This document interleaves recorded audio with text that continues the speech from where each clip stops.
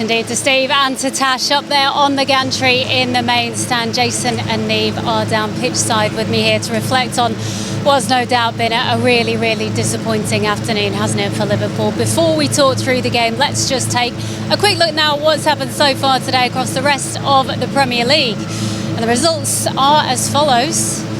In the lunchtime kickoff, Chelsea ran out 2-0 victors at Turf Moor over Burnley. Bournemouth came back from 2-0 down at home to West Ham to earn a point. Also another comeback from a home side, Brighton beating Brentford 2-1. That after the Bees initially took the lead. Raul Jimenez grabbed a late winner for Fulham over Sunderland, while Wolves lost once again 2-0 to Crystal Palace. That Rob Edwards' first match in charge at Molineux, and he's not got off to a good start. The tea time fixture sees Newcastle host Manchester City up at St James's Park. Tomorrow Leeds take on Aston Villa and Spurs go to leaders Arsenal. It's the North London derby, of course. Manchester United take on Everton in the Monday night game. So this is how things look at the top of the Premier League table on this Saturday evening. And as you can see, it does not look good for Liverpool because they drop out of the top 10 tonight. Chelsea are up to second for the time being. Palace are up to fourth. So we'll move on to the bottom half of the Premier League table, which is where we find Liverpool on 18 points tonight, dropping down to 11th as a result of that defeat to Nottingham Forest. A Forest win, on the other hand, that moves them out of the relegation zone and up to 16th. Wolves, as I mentioned, winless, and they are bottom tonight. It's a warm welcome to you two on what is a really, really difficult night and a tough one to kind of digest, really, that, Jason. A game that it's hard to even think about now because it feels a long time ago, but started in quite positive fashion. But the scoreline is a really, really tough one. It's quite damning scoreline, isn't it? 3-0 at home. We're certainly not used to that, are we? Seeing that scoreline at Anfield on the scoreboard. But yeah, disappointing. But you're right. You know, the first half an hour, they started the game really well. There was a good energy, good pace about it. Crowd were up for it. But I said, didn't I, in the build-up, you know, I'd like to have seen us take an opportunity early on, settle everyone down, go 1-0 up, and then build from there. The longer it goes 0-0, the more comfortable they get. Set pieces come into play. They might nick an opportunity. And you just felt on that half an hour mark, are we going to concede because we haven't scored? We've seen it so many times in football. Then we concede. And then the worrying thing for me, Becky, is, listen, last season we might have conceded first. I always felt there was an uplift in the players. There was a belief that we'd go and get the equaliser and go on and win the game. There was that confidence. There was that swagger about us. What I'm seeing at the minute is we go 1-0 down and it's like the life is drawn out of us, and it's like everyone starts looking at each other. There's a panic. The game plan goes out the window. Passing, tackling, it all goes awry, and it becomes a very, very difficult afternoon. We get very fortunate with a goal that was chalked off. I still cannot see why that goal was chalked off for handball. I felt for Forest at the time, but it was a message to Liverpool that, listen, this is a warning. Yeah, it's a big warning. And then the worst thing you can do is come out second half, can't you, and concede again when you're 1-0 down, and it becomes a real uphill battle. Then the changes come. The manager makes the changes, and it's kind of like the game plan goes out the window. Players are looking at each other. Where are you playing? What am I doing? And it just all becomes a mess. And then before you know it, it's 3-0. Crowd have gone. Players don't know what they're doing. And now we're picking the bones out of it, saying, you know, where's it gone wrong? It's just been difficult. Yeah, I mean, it's not really much you can say to dress it up. It is a damning defeat. I think you're right. We started really positively. And then if you don't capitalise on it, that's kind of been the story, I think, so far, and it's a continuing trend. And then, yeah, not really much threat the other end, and then it's one opportunity and it's goal, bang, and like you said, the confidence just drained out of us. And so hard in football, like these when things are going against you, how crucial that first goal can be. I mean, when you look as well at the stats in terms of conceding first this season, it's something that's happened to Liverpool far too many times. When you look, that was the 8th Premier League goal conceded in the first half. By contrast, they've scored 6 goals in the first half of Premier League games this season. So as Niamh said, it's a massive thing. You give yourself a mountain to climb, don't you? You can draw what you want from data. You can, and stats. You can make them what you want them to be at times, can't you? Do you know what I mean? But at the end of the day, when you're looking at stats and data, you can find common themes, like you've just said. And at the end of the day, we concede them first in far too many games. It tells you a story, and then it's down to the management team to identify that first of all, but then address it and find out why. Whether that's an inquest with the players, whether that's doing something differently.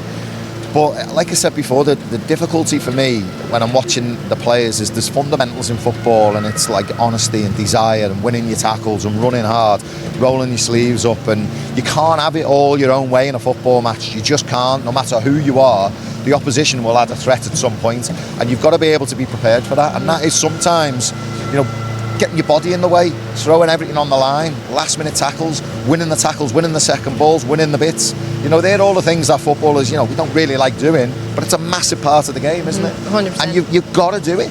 You've got to do it. You cannot have a swagger about being Liverpool and walk around the pitch thinking, oh, we'll get an equaliser, oh, it'll come. Sometimes it doesn't, yeah. And you end up getting beat 3-0. Let's talk about the psychology around situations like this, because confidence can be so fragile, can't it? And I suppose it's one of those things where you can work on things in training, you can try out different techniques, and there's no substitute for kind of going on a run, building that momentum, and that must be one of the hardest things as a manager to try and get to grips with. Yeah, and as a manager as well, you can only do so much. It's the onus is on the players when you cross the white line to just get it done, whether that's by will or by skill. You have to just find a way to get it done, and especially when things are going against you.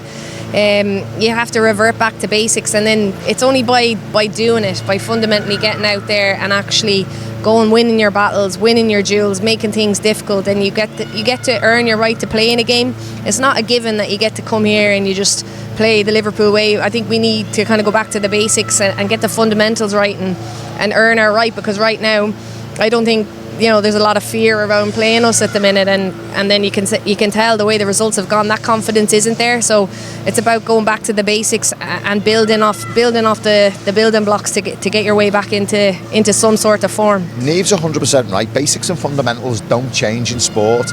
Culture changes in sport, and it's how you deal with the basics and fundamentals. And what I mean by that is, like, in my day, there'd be cups of tea getting thrown in that dressing room. In fact, there could be players fighting and squaring up to each other, and industrial language being thrown at everyone. I understand culture changes. I understand people change. I understand how we communicate has to change in certain aspects. But fundamentals and basics in sport, you still have to take ownership of your performance. You still have to take the criticism. And okay, it won't be cups of tea getting thrown, but you have to stand up, and like when a manager's talking to you, or when I go back to Jordan Henderson in that dressing room, we didn't win the league because we were perfect every performance. We won the league because when we weren't perfect, Jordan Henderson, James Milner, players like that were pointing fingers and grabbing players and screaming at players and telling them that this isn't good enough, and identifying the problems on the pitch and on the dressing room. Fundamentals don't change, do they? And basics don't change, and you have to be able to take the criticism as players, don't you? I mean, you're in and amongst it. Has it changed a lot? Do you see it? No, I just obviously retired in May, and I think even up till then, throughout my career, it's earning the right, isn't it? Yeah. And it's actually just doing the basics well. You can complicate it all you want, but I think if you don't come with the basics, you don't stand a chance, and it's the same. It hasn't changed, and I don't think those fundamentals will change. So the question I was asking is, the modern players, do they find criticism difficult? For sure. Yeah. I think within the women's game, I don't know exactly what it's like in the men's game, but within the women's game, there's definitely a mentality switch of the younger generation in terms of it's about the communication and how you deliver it. So there is that change in terms of how you deliver a message. Yeah. It's not the old school hairdryer treatment. Yeah. But there is probably a difference in terms of how you speak to people and how you motivate them is a big thing. And is it difficult when there's a frustration within you when you get beat? For sure. I mean, what professional footballer wants to beat? Like, they're going to be hurting. We're all hurting as fans watching them. It's not easy at the moment, but I'm sure they're hurting twice as much as we are. Like, they're proud. They're Premier League title winners. There's that onus of responsibility of playing for Liverpool. So no one's going to be hurting as much as that group of players and staff. Yeah, and there's a lot of leaders in that dressing room as well. You know, it's a dressing room full of captains of their country, Jason. And Becky, you're right, but leadership is, there's so many different types of leadership, isn't there? There's vocal leadership, there's leadership with performance, where you look at it, you're doing the hard work, so you can look at someone going, well, if I'm doing the hard work, you can. When I say vocal, there's Jordan Henderson's leadership. I mean, he did both, he was really good. Then there's got the Roy Keane leadership, he produced performances, but like, he was vocal as well, in the dressing room, on the pitch. There's so many different ways of leadership. I don't see a vocal leader on the pitch. Listen, Virgil's a leader, he does it a different way. Alisson's a leader, and is there a right way, is there a wrong way? I don't know. Leadership's such a, there's so many variables to leadership. But I've got to get it right, and it has got to be what works. Right now, I think they're lacking a vocal leadership on the pitch. I don't see one player who's actually pointing fingers and saying, you don't miss that tackle, you win it next time. You win that tackle next time. You win that second ball. Listen, we're 1-0 down, we've got to roll our sleeves up. Leadership can be about as well, when you're 1-0, when you're 2-0 down, you can hide on a football pitch. You can not want the ball. You can make it easy. I can get the ball and I can give it 2 yards. What's that going to do? Sometimes you've got to be like, I'm going to be the one that drives through the middle. I'm going to be the one that commits a player. I'm going to try something that's going to get us back in the game. Or you go, right, you know what? For my terminology, I'm going to smash someone on the pitch. I'm going to win a tackle, and I'm going to really get the crowd up. I'm going to change the dynamics by doing it that way. But you've got to think that way. You can't be the ones that go, do you know what, I'll have the ball, but I'm going to lay it off 5 yards. I'm going to get it, and I'm going to give you it back. Or I'm going to hide, I'm going to stand here so you can't see me, so you can't pass to me. You can't be that kind of player in these moments. That's big players stand up to this challenge. Yeah. Liverpool need players who stand up. There was too many players who underperformed today, and Neve's right, they'll be hurting in that dressing room. They'll be absolutely hurting.